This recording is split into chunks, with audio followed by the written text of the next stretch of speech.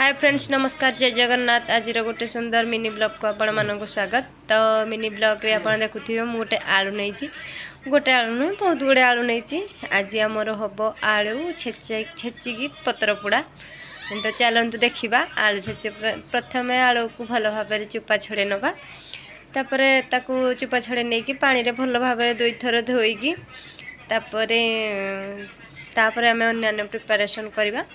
तो चलतु प्रथम मु आलू को चुपा छड़ेकी नहीं कि पानी रे भल से धोई नेली। धोई नहीं सारा पर मु गोटे छुरी साहाय्य ताकू पीस पीस करी काटी नेबी।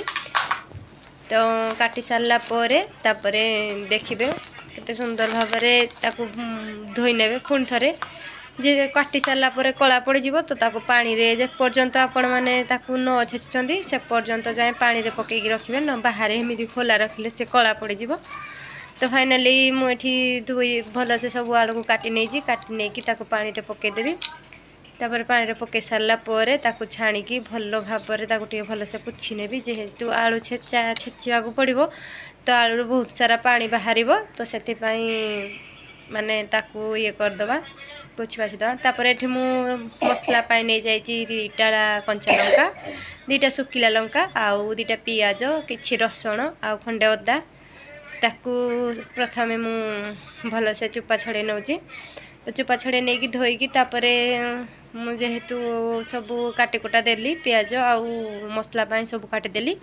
ये मसला रेडी कर सारापर मुझे से आलू को पोछि नी पानी छाड़ जाती पोछि नेली। तापर बर्तमान मु शिଳରେ भल भाव एमती छोट छोट करके छेची नेली।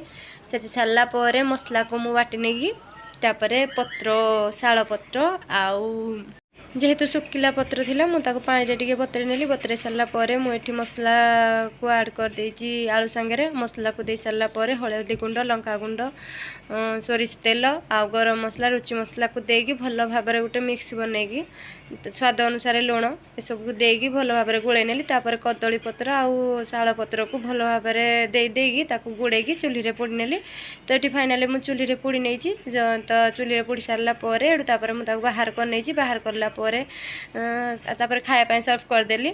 तो आशा करे आपण मानक भिडियोटी भल लगी। तो आपण आड़े केमिति आलू छेचा करती आपण मैंने कमेंट मध्य कहे।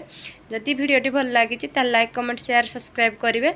रही नमस्कार जय जगन्नाथ। नेक्स्ट ब्लॉग रे